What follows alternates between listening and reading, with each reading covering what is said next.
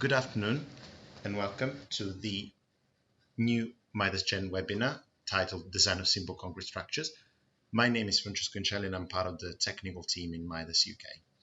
MidasGen is the software for general structures and is widely known for many advanced and cutting-edge designs in which the design capabilities and analysis capabilities of this software have been used. As to name a few, so Burj Khalifa, Moscow City Palace Tower, Guangzhou Twin Tower, Beijing National Stadium. However, many engineers could think that the software is just capable of handling complex structures, but what I'm going to show you today is more concerned with normal and I would say more common structures like retaining wall, pied wall, and water tanks. So we're going to go through the whole process of modeling, analysis, and design of these kind of structures using the automatic functions of the software. The example that we're going to go through is the modeling design of a retaining wall. Let's start from modeling the materials and inputting the properties. So after creating a new file, we should go to the Properties tab and create a material property. By adding one of the materials and selecting the database for concrete, we can pick up what's the grade of the concrete to be used. For this example, I'm going to use a C2025 for the retaining structure, or the elastic properties of the material are going to be populated automatically based on the information stored in the software. And now the material is created. The next step is going to be creating the properties regarding the thickness. For modeling the retaining wall, we're going to use plate elements. So we're going to use bidimensional elements for the design. And in order for us to do so, we need to create thickness properties. Let's start from the properties for the vertical stem of the retaining wall. So we're going to set this thickness as 0.5 meters.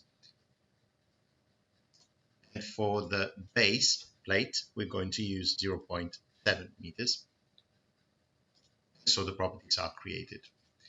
Let's now move into actually creating the mesh. And in order for us to do so, let's start creating a node into the 0 position. So in Node and Element tab, if we click on Create Nodes, we can create a node in the 0, 0, 0 coordinates. And from there, we're going to start modeling the structure by selecting the node and extruding the node to create lines first, and then from lines we will create the plates. So I'm going to start from the cross section, let's say, of the wall, and then extrude the cross section in the third dimension. In extrusion, I'm going to select node to line element as an extrusion type, and I'm going to extrude the node to a line for 8 meters in the vertical direction. This is because the stem of my example is 8 meters tall. And I'm going to extrude the node by 1 meter in the vertical direction for 8 times in order to create 8 lines 1 meter long each. And then apply. So this is the height. This is representing the height of my structure. Now, using the same base node in 0, I'm going to create the front toe of the wall, the overhanging slab, by repeating the same process, but this time changing the direction of the extrusion from dx to from dz to dx. So I'm going to extrude for -1 meter, so it means in the negative direction, 3 times to create an overhang of 3 meters made by 3 different elements, and then apply. In order to create the back slab, I will repeat the same process, this time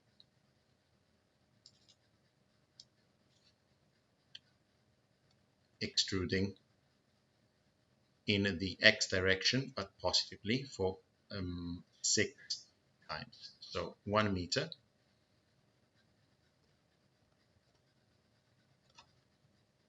and this time 6 times in the positive direction. So this is the cross-section of my structure. I'm going now to extrude it in the third dimension to create like a full three-dimensional representation of the wall. Let's start from the stem. So I'm going to select all the elements representing the stem and change the type of extrusion from node line element into line element planar element. In this instance, I'm going to select the material, which is C2025, the type of elements, and the thickness that I want to assign to this stem. For this example, the thickness is going to be 0.5 meters, so I'll leave it to what it was. As we are modeling a concrete structure, we would use thick plates, in this case, for modeling the wall. Let's switch to the ISO view so that we can follow the modeling a little bit better. And the direction of the extrusion is going to be Y direction. So I'm going to extrude this time for 1 meter. I'm in the positive direction. So I'm going to write 0, 1, 0 for the displacement vector. And this time 10 times. And apply. So I've created now the stem of my wall. If I switch back to the side view and select the base plate, I can easily repeat the process, this time changing the thickness to 0.7 and applying. So now the wall is modeled.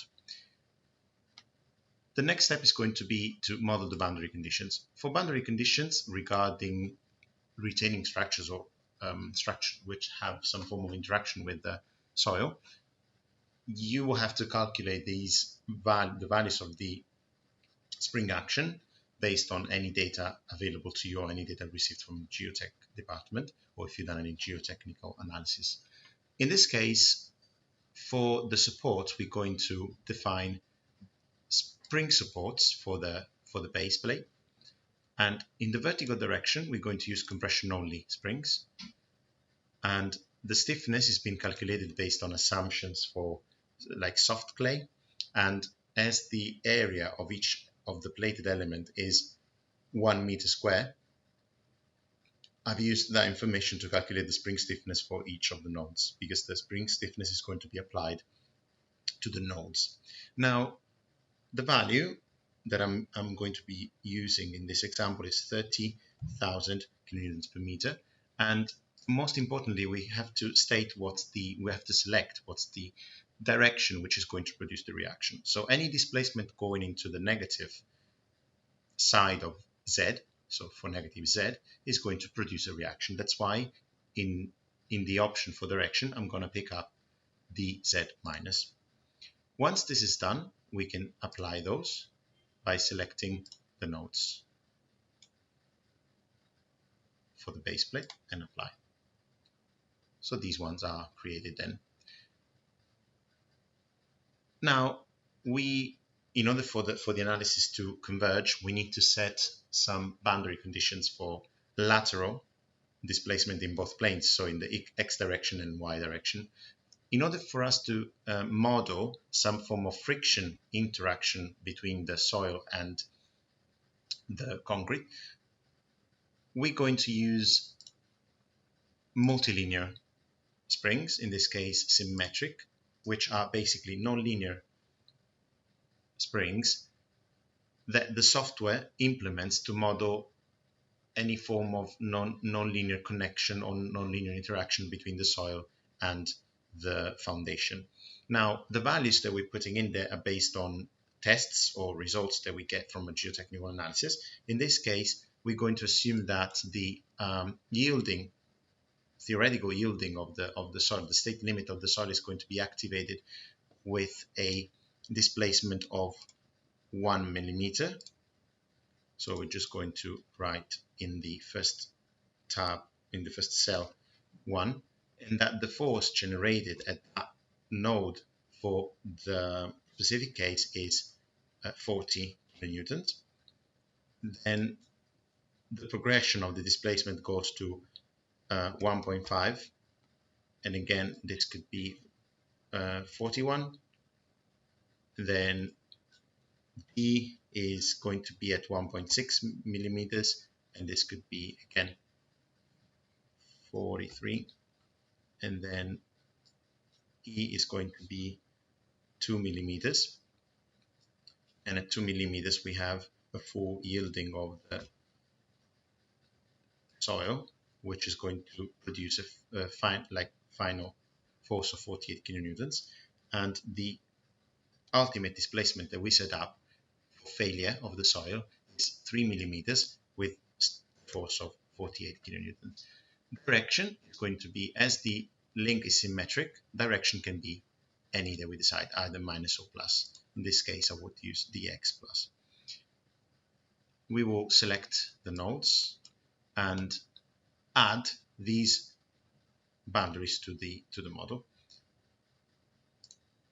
Now, if we check our workstream menu, we can see the compression only elements that we created and the multilinear type 1 that we created. But in the dx direction, we're going to repeat the same process, selecting all nodes and changing dx plus into dy plus, and then apply to add the restraint in the orthogonal direction. Once the boundaries have been created, the next step is going to be creating the loads. The loads that we would have to consider in this simple case are obviously the self-weight, but before assigning the loads, let's create the static load cases to consider. Self-weight is going to be one of them, and it's dead loads. Then we're going to have a earth pressure at rest, and that's a type of loading which is earth pressure. And the last one is going to be some form of live load or surcharge that we want to model in the structure, which is in a form of earth pressure anyway. Or for considering this as a form of live load, we can assign to it a live load type of loading and then add. Let's start assigning the loads. So clicking on self-weight, selecting the self-weight load case name. Direction of the gravity is -1, so in the negative x direction, and then now the self-weight has been added. Regarding the earth pressure, we will use a hydrostatic pressure load to create the gradient of geostatic pressure. But before doing that, we need to check what is the local alignment of the plate elements, because as you can see in the assignment of the loading, the direction of the loading can be set up as either global or local. For ease of use, local Z usually turns out being very convenient if the local axis of the elements are correctly oriented. Now, for us to do that, let's show the axis, and first of all for the base, and from the side view you can see how the Z axis is oriented in a different way in between the front side of the wall and then the back side. And for the stem, all the plates have the Z-axis oriented towards the negative direction of X. Now, all these Zs, they should be consistent for us to assign the pressure loading with just one single assignment and avoiding creating different assignments based on the Z orientation. For us to do that, what we can do is select the whole elements and in node and elements, change parameters and align element logo. So there is a standard element that has to be selected.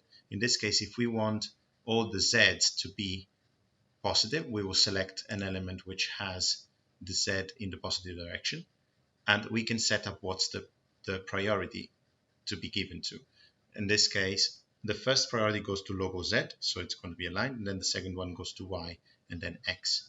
So we're going then to click apply, and if we do the same selection to double check what's the alignment, now you can see how the base plate is all consistent. But what's left for us to do is just to change the orientation of the Z in the stem. And for us to do that, let's deselect everything, select only the plates in the stem, and in this case, reverse the element logo. So these are planes, and then apply. And now Z's on this side of the wall, they have been flipped. The reason why this is done is because the direction of the pressure load is going to be based on the orientation of the Z. So if the Z axis is consistent in between the plates which are, let's say, in contact with the soil, then we can do one single assignment of the pressure loading and the direction of it is going to be consistent. Once this is done, let's now select the stem and the back slab. And into loads, let's now apply the hydrostatic pressure. So this is going to be based on local Z, and the values, they will have to be negative because we want the loading to be to have the direction of on the negative side of Z. So the reference level for the soil is going to be the top of the wall. Now the constant intensity, let's change the units into meters. In terms of constant intensity, this could be set up on any value that you want to calculate. For this example, it's going to be 0 at the very top. So the constant intensity is going to be the pressure at the top of the wall, and the gradient G in this case is going to be the gradient including the K naught. This is very important because when you will run the analysis, if you use the full value of the geostatic pressure, you might have problems with the convergence of the analysis. So what's the value of that? The density of the soil is going to be 19 kilonewtons per meter cube times the K naught, which is 0.43 for the specific type of soil that I'm considering. Then if we click on apply, we can see how with one single assignment, all the loading is directed in the right direction this way. Now you can realize how by mistake I assigned the pressure loads into the static load case self-weight. This is not a problem given the fact that we're using the table type of assignment available in Midas Gen and all the Midas packages. You can, even if you assign by mistake load into another load case, you can change the assignment into a different load case. So this hydrostatic pressure load should have been assigned to the load case called EP. So I'm just gonna Control C and Control V on this table format, or the values. Then you can see how in the static load case 2, which is called EP, now my pressure load is correctly assigned to the right load case. And this is something that I wanted to do on purpose to show you how the assignment can be easily moved from one load case to the other using the table and Excel-friendly interface of Midas Gen. So now that this is done, let's apply a form surcharge. Again, select the stem and the back slab, and this time use a pressure load, as I'm going to apply a uniform load of 0.5 kilonewtons per meter squared. It's a form of live loads, and then apply.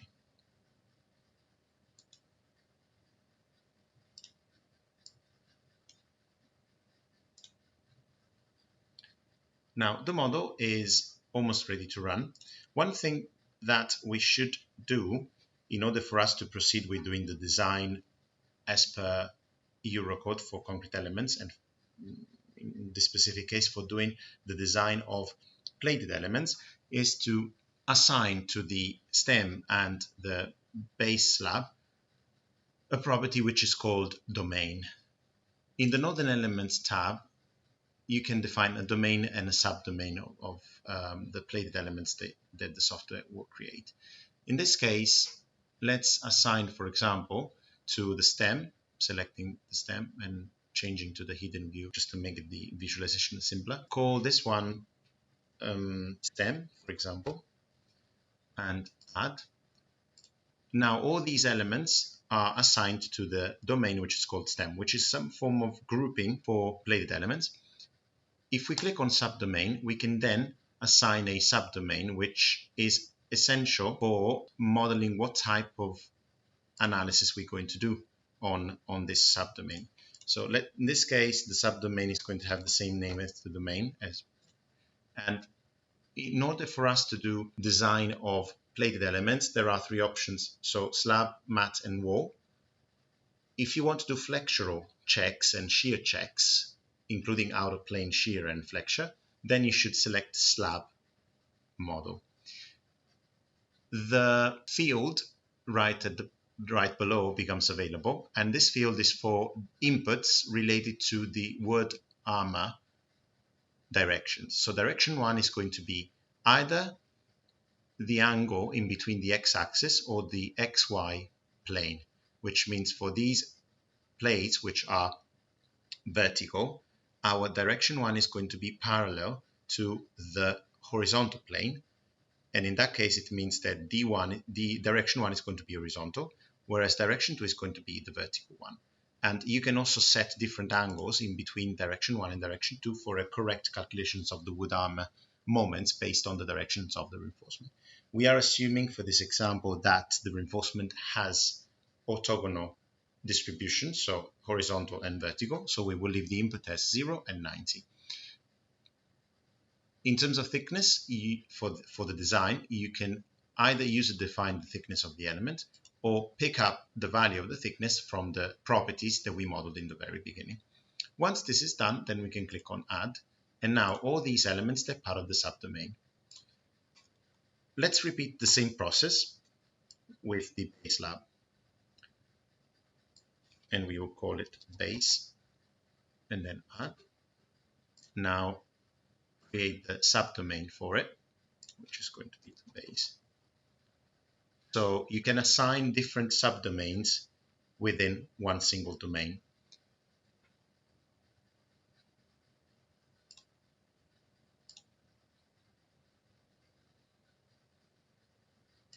And then add. Let's now run the model.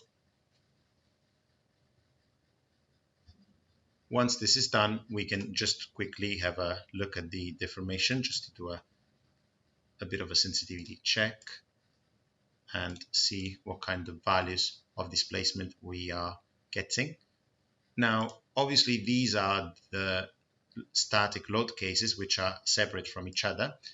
Let's, in the Results tab, create some combinations. As we want to do concrete design, we're going to select in the Concrete Design tab the combinations that we want to create. We can either create them manually or use the auto generation function for concrete design. So the design Eurocode is going to be Eurocode 204.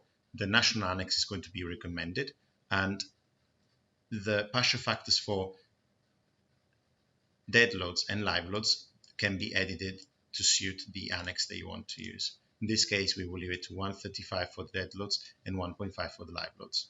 And then if you click on OK, the software, based on the number of live loads and dead loads that you modeled, is going to create some combinations. In this case, we have one combination for strength and 3 combinations for serviceability. One is for quasi-permanent, one for frequent, and one for characteristic. The combinations have been created. We can also add some more information to it, as in this case, the Selfweight and the live loads that have been considered, but what we're missing is the earth pressure. So we're going to apply that value as well and use a factor, an amplification factor for the earth pressure, just for us to calculate the reinforcement in the wall. So whichever is the annex that you're using, or whichever is the set of partial factors used for this design, you can type any of those in there. And same thing we're going to do for the serviceability. So we're going to apply in any of them the earth pressure to create the combinations as we would expect. Now let's close this window and run the design. Moving into setting up the parameters for the design, as we are dealing with meshed elements, we will have to use mesh design tabs for modeling our parameters. So the first one is going to be serviceability load combination type. And as you can see, the combinations which have been automatically calculated as quasi-permanent, frequent, and characteristic, they are already assigned to the relevant list. Then there are some slab and wall combinations, so you can either activate or deactivate some of the combinations based on what it's been created as well. And for doing the design, the most important input is the design criteria for rebar.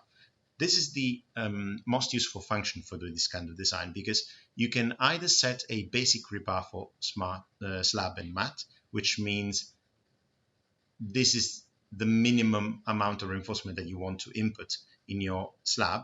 But just for the purpose of showing you how the software goes through the process of designing the reinforcement, I'm just going to take that off just to avoid confusion and to see what kind of results and output the software is giving. For slab design, which is what we are interested in, you can select the rebar available for the design. Let's say in this instance, I want to try and design this reinforcement using B10s and B12s only, and selecting the list of spacing which are recommended. So 100, 150, 200, 300, and 400. So these are the spacing that the software will use in order to calculate the reinforcement for the design. And an input which is very important is the reinforcement for direction 1 and direction 2. So we said direction 1 is the horizontal direction for the plated elements that we created. So for the stem, direction 1 is going to be horizontal, and in this case we're going to type what's the value of the cover to the rebar for direction 1. So let's say direction 1 is 0.05. The first input is for the top and the second is for the bottom. Direction 2, as this is in a different layer, we're going to type 0.07 and 0.07 as well. And this is specific for the example that we're doing. Obviously, any different value is perfectly suitable. It depends on the detailing for these elements. We don't have any mat design, so we're not going to apply anything to that, and we don't have any wall design. So if we click OK, the information is then typed in the database. And what's left for us to do is to select the serviceability parameters. So this is useful for crack width check and all serviceability checks.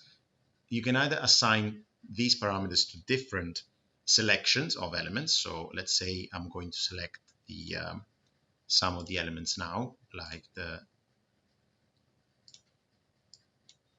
these tops. I can assign to these elements a different class or different stress parameters or different crack control parameters as well for the and deflection checks as well. But what I will do now, I will use this all as an option. So I'm going to assign the same type of exposure classes and stress parameters and crack control limits to the full structure, just for the sake of simplification. An important thing to notice is that even if we are not doing any creep and shrinkage type of analysis with the software, in order for you to do long-term serviceability checks, you can amplify the values of deflections by typing a value in the deflection amplification factor cell. For the purpose of this example, we leave it to 1 and then apply. So now these parameters, they have been applied to all elements, and I can always access and modify and edit the parameters in a table format. We're ready to run the design now, and what we're going to do is click on slab flexural design and see what kind of rebar the software is going to find for our analysis. So if I just click on apply, based on the reinforcement that I've selected and the spacing that I've selected, this is the suggestion coming out from the automatic design done by the software. So it's 12s at 100 for the red areas and 12s at 150 for the red areas. This is the reinforcement calculated based on our maximum, based on the inputs that we set and then the constraints that we set up. But let's have a look at the resistance ratio, which is the utilization factor. And in this case, we're going to look at it for direction 1 and direction 2.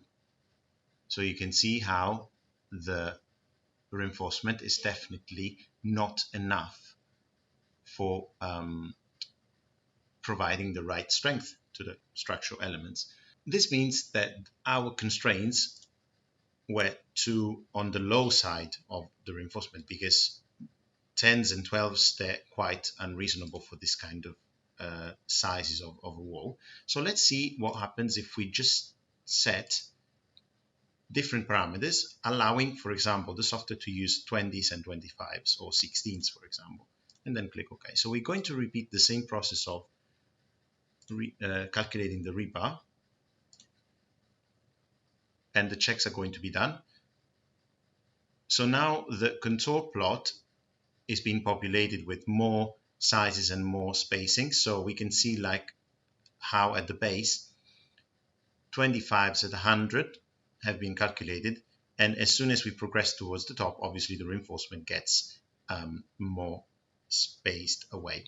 Now the resistance ratio, which is now, so the utilization factor, which is now calculated, can be seen for the stem and for both top and bottom. It can also be calculated for the single element or averaged for the nodes. So that's going to give you a better representation. And direction 1. So in direction 1, we have a value which is 0.999 for the utilization factor in those red areas. But still for direction 2, there is a factor of 1.33 on the stem, which means that either we should increase the reinforcement, but considering that we are already in the range of 25s at 100, I see that as being very difficult. So we should go into the decision of increasing the thickness of the elements. If we now go to the thickness that we modeled, so the inputs that we modeled, and right click on the one for the stem, we can click on properties and change that, for example, to 0.6. See if this improves the condition of the structure and also brings the utilization factor down. So once this is modified, we can run the model. We don't have to change the combinations, and repeating the same process,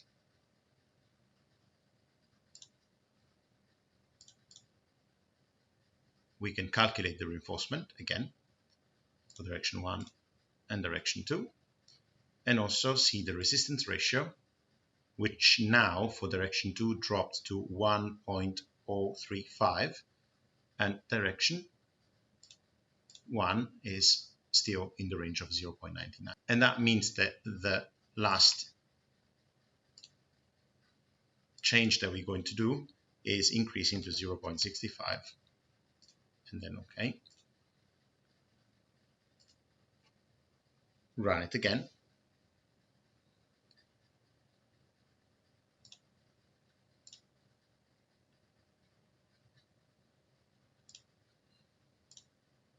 And this time, let's show the ratio for direction 1 and direction 2.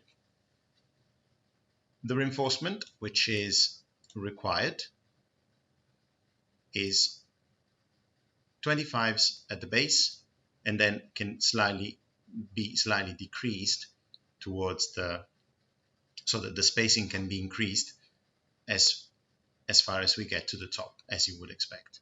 Now, this is obviously a process which is done automatically for each element, and as you can see, the reinforcement varies in between 25s, 20s, 16s, and 12s, but you can also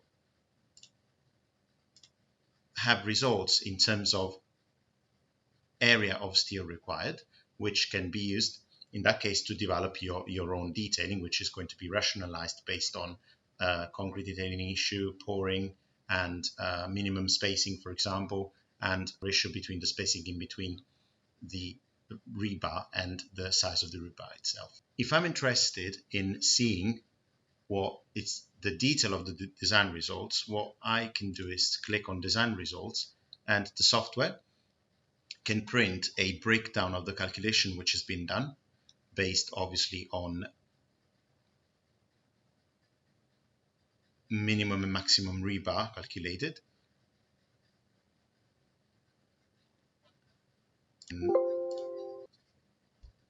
So once we are happy with the output in terms of spacing, in terms of rebar that the software has suggested, we can either click on update rebar to generate properties for each of the elements. So I can easily show you. So for the top one, 12 is 150, for the bottom one, 25 is 100.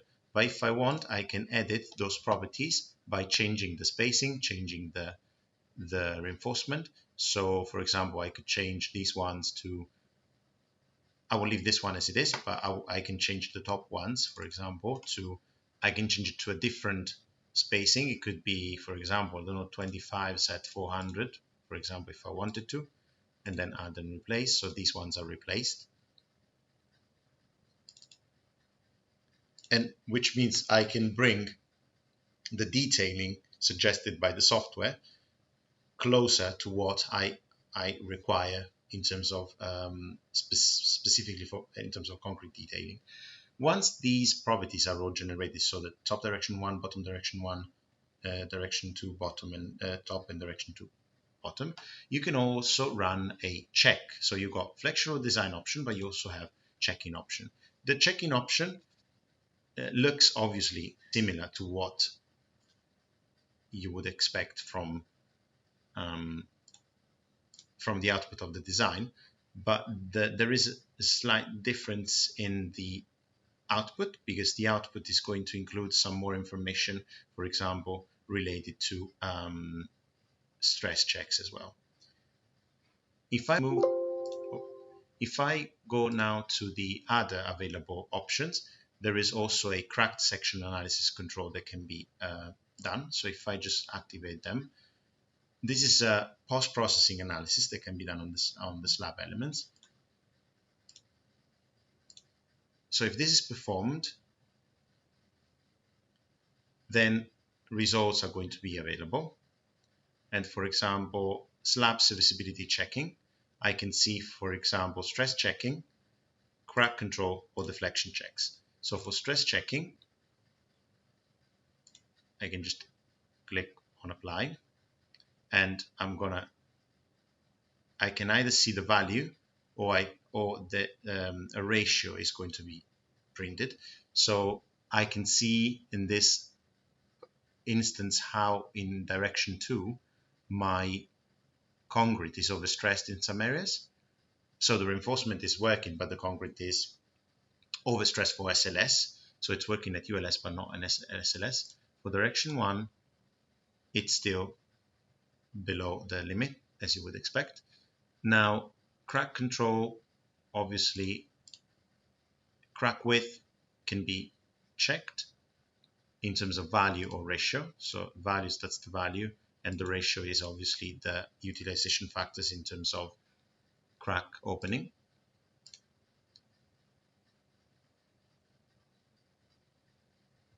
Or deflection check. So deflection checks, they can be done for uncracked or cracked stiffness. And this is the kind of workflow that you would use for doing a very quick design of a simple structure.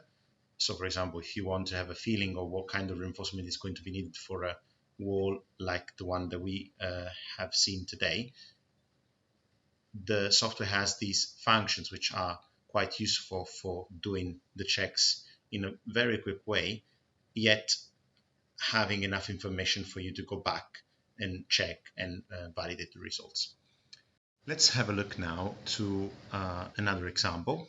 For us to do this, then we will have prepared a model of a piled wall. And just for us to have a look to familiarize with the model, there are two different materials, one for the capping beam and one for the piles. Then section properties, there are two section properties for the pile, and this is based on the fact that the reinforcement in the pile is going to vary. In terms of boundary conditions, the type of springs to be modeled are pretty much similar to the ones that we modeled for the retaining wall. If I now move to show what kind of loading is there, so it's line beam load to represent the earth pressure, self-weight obviously, and then a line beam load to represent a surcharge. For us to go through the process of the design, the steps are basically the same that we have done for the previous example. The menu, which is relative to our case, is called RC design. It's no more mesh design, but it's RC design, and this is the standard for beam and column elements. So the inputs for us to carry on with the design are obviously the limiting maximum rebar ratio to be applied, and also design criteria for rebar, which is the most important one. In the same fashion as we have done for the slabs, the main rebar can be constrained in terms of options to be picked up by the software. So in this case, I've got B12s, 16s, 20s, and 25s, and then a value of the cover that needs to be set up if there are any spliced bars. And for column design, obviously the same thing. So rebar size is available for the design, spacing, and size of the ties, and what's the arrangement of the ties and what kind of cover to the reinforcement is present. So once these are all done, so once the combinations are created in the same way as we done for the previous example, and one of these parameters is set up, then we can just go into performing the design. The way we do it is as simple as go into concrete code design, column design for the piles, and then just click.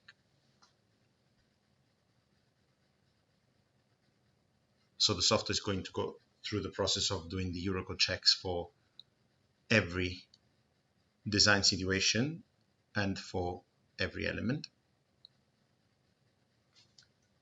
and give us a list of what's the outcome of the design. So what rebar is being calculated, what's the spacing, and what kind of utilizations we're getting. Now, if I want to concentrate my attention on one element, I will have just to select and click on graphic to print a summary of the section, what's been designed, how many rebar is there, and then the utilization factors, and then shift force capacity check and shift force capacity check for the middle, for the end and the middle. Now, if we close this down and then concentrate the, let's have a look at the diagram of the forces. So beam diagram for combination 1 for strength. So I'm expecting this section to have the highest reinforcement. I'm going to select the elements in here and there, and just have a look to them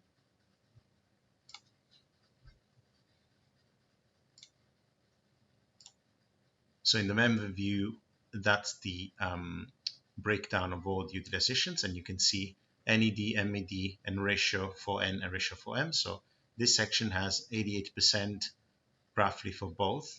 And if I just click here on graphics, you can see what kind of detailing is being created. Obviously, the software doesn't constrain the calculation of the reinforcement based on like minute detailing constraint, which means minimum spacing and either proper detailing issues will have to be dealt with by the engineer, but it sort of calculates what kind of reinforcement is needed.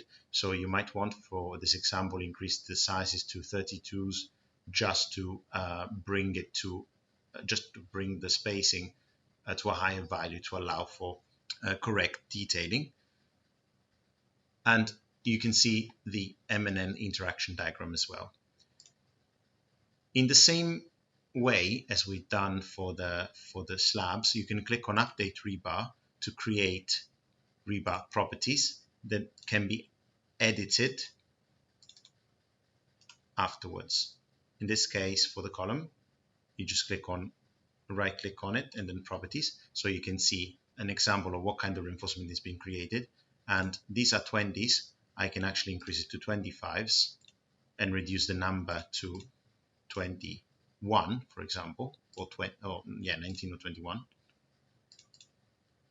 and then add and replace and close and run the checks again. So I can benefit from the fact that the software has done a design, but then I can do a concrete code check to see if this is suitable anyway.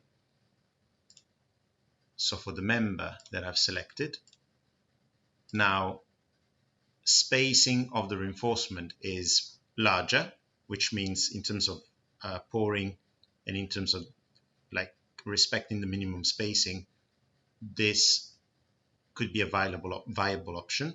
And the ratios are still in the order of 80%, and all the checks are passing. So the shear force capacity check is slightly below 1, and then for the end and for the middle as well. And in terms of serviceability limit check, the stresses are all within limit. And basically this design, or the design of this pile, is done. I can also click on Detail to see the breakdown of all the calculations performed, and as well check and validate the results. So what's the VRDC which has been calculated, VRDC, and if the VRDC, in this case, you can see how the VRDC wasn't enough to resist the shear without reinforcement. So the software says what kind of shear reinforcement is required, and then it sort of moves forward in checking VRD max and VRDS for the specific case to see which assignment of reinforcement is given to the different elements, and then use this information to create like sketches for the draftsman. And from my point of view, if you get in the workflow of using the design functions in a proper way, then you can get quite a good improvement in terms of productivity, and sort of get rid of some cumbersome and time-consuming checks for simple structures like these ones. The last example is a water tank.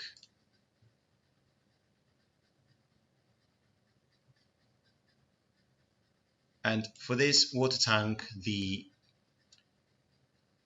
type of design is obviously very similar to the retaining wall. I'm just going to show you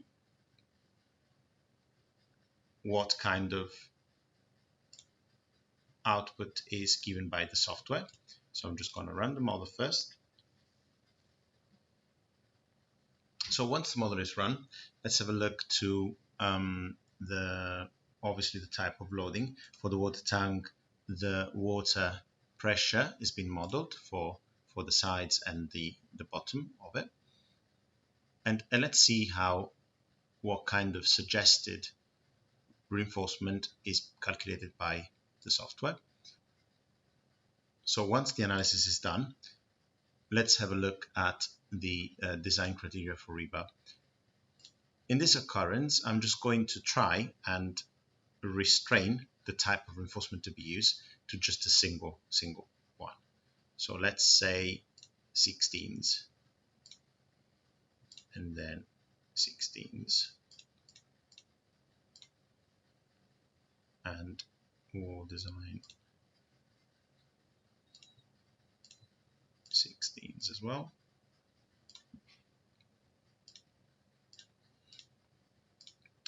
This is for me to rationalize the reinforcement a little bit. Now, repeating the same process, slope flexural design, and having a look what kind of rebar is calculated.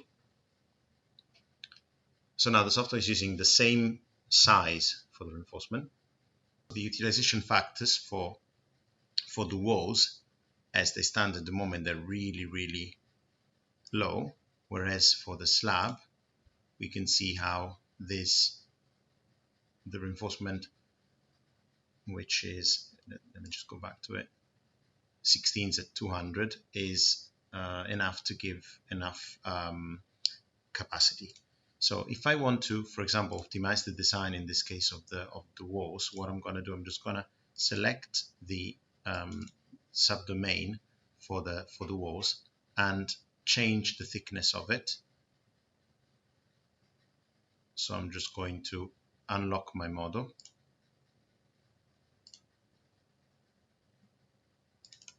and then add a thickness of 0.25, for example, and then add that, select the domain, just move that section across, run the model again,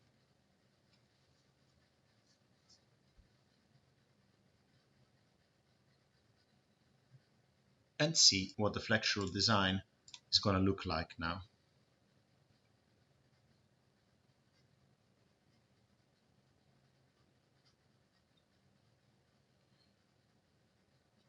So for the base, still 16s at 200. For the walls is 16s at 400. And for direction 2 is the same type of reinforcement.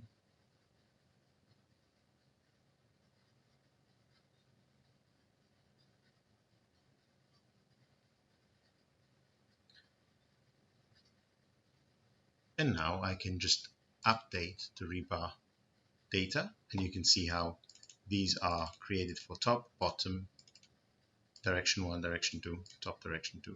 So I can always go and change them to 12s or 16s or whichever is the reinforcement that I want to consider. Capacity wise, let's see how the utilization changed. So now, based on all the combinations, we start having for direction 1 and 2 slightly larger values of utilization because the reinforcement dropped down.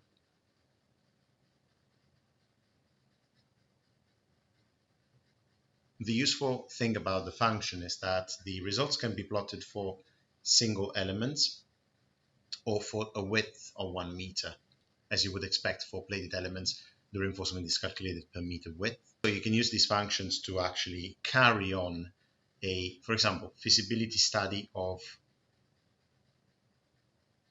and preliminary sizing of structures, and also progress to a fairly detailed level without too much effort and sort of saving time and resources for different kind of designs, allowing you to speed up your workflow. The webinar is finished. I'm sure you would have many questions.